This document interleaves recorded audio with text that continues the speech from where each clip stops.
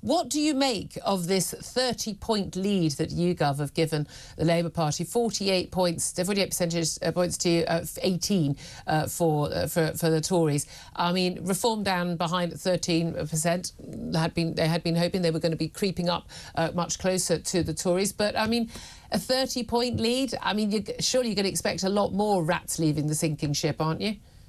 Well, the polls are polls, but the real polls are when people go to the ballot boxes. And when they do that, they don't seem to be voting Tory anymore. Well, let's just look at the real results last Thursday, from last Thursday's elections. Actually, we are only about 9 points behind the Labour Party. And the reason for that is that they are, today, Keir Starmer's Labour Party is 10 points below where Tony Blair's Labour Party was in 1997. So that's the reason why we're only 9 points behind. 9 points behind is where we were in 1992. That is recoverable even during an election period, let alone with 3, 4, 5 months to go. Is it recoverable when you've also got Reform UK on your right and you've seen already tactical voting? And by the way, I mean, I know Sky News did a sort of a extrapolation from, if you look at the poll results in English councils, you extrapolate that general election, they came up with a hung parliament. But most people think that is utterly laughable on the current polls. A year ago, I'd have said a hung parliament was the most likely option. Now on the polls, it just doesn't look like it. We can see the tactical voting, we see which seats we're voting, and when we actually see by-election results, the swings to Labour in the actual real seats, often they were strong Tory strongholds until a few months ago. The actual real people voting in real elections, they are showing bigger swings than Tony Blair ever achieved in by-elections before he became Prime Minister in 97. Well, there's a lot in what you've just said, so let me try and unpack. There's not. You know what? It's not. There's not. You're going to lose. That's what I said. We're not going to lose. We're not going to lose. I cannot believe we're going to lose. We've got 4 or 5 months before the election. But let me just say one or two things about Reform.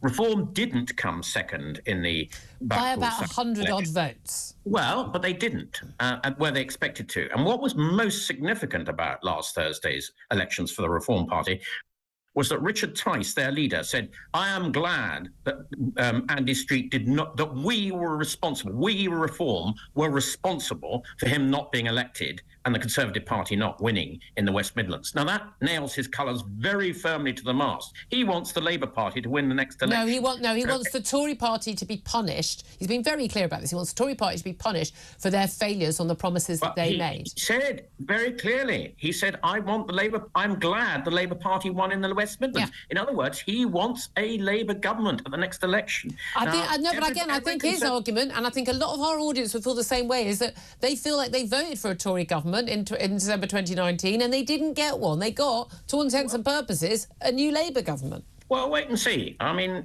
we've now got the Rwanda bill passed through Parliament. It's now an act of Parliament. People said we would never do that. People said we would never get flights off the ground. I think there is a very good chance we will get flights off the ground.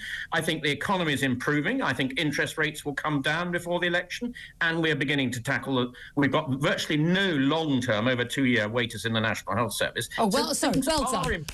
I mean, come on. Oh, take a bow. Take a bow. Almost no one's waiting 2 years for basic treatment in a first world country. I mean, you're going to put that on a leaflet? Brilliant. Vote for me. Hang on. We've been through a record pandemic and the health service has now got to recover from that. I'm sorry, Sir Geoffrey. Every other country had the pandemic too, and they've not got the same problems. And by the way, a load of those people, a load of those long waits were still in existence long before we had COVID. Well, we've managed to get rid of them. But the thing is... Well, they probably died, a lot of them. As all other countries in the world are having problems with their health service recovery. Not to the same extent. Nothing to the same extent. I simply don't accept that. Well, then you should look at the facts. No, the facts are... Most other health services didn't close down to virtually everybody other than elderly people dying of COVID. No. We've got the greatest demand on the health service we have ever had. We're treating more people than we've ever done before. We've got more procedures, more operations, more drugs. People are living longer than they ever have before. Yeah. So we should applaud what the National Health Service is doing. We want to make it better, of course. But, of course, we want to make it better. But actually, it's when you're seriously ill, the National Health Service is there for people, and it is doing a cracking job. That is true, apart from the people who go to A&E and 250 die every single week because they haven't got treated quickly enough, according to the Royal College of Emergency Medicine. I mean, you know, again, let's just throw some facts out here each and every... I'm not sure. I'm going to give you some little advice. I'm not a political analyst, but I'm going to give you some advice. I don't think it's a good idea to go in on your track record on the NHS at the next election. I'm just giving you a little voter's tip there. We'll have to wait and see what happens, won't we, between now and the election? I'm not sure Labour are going to make it any better. But look, here's the thing. Well, we've got all sorts of things going on that were never there before. Treatments are never available. Diagnostic centres were never available.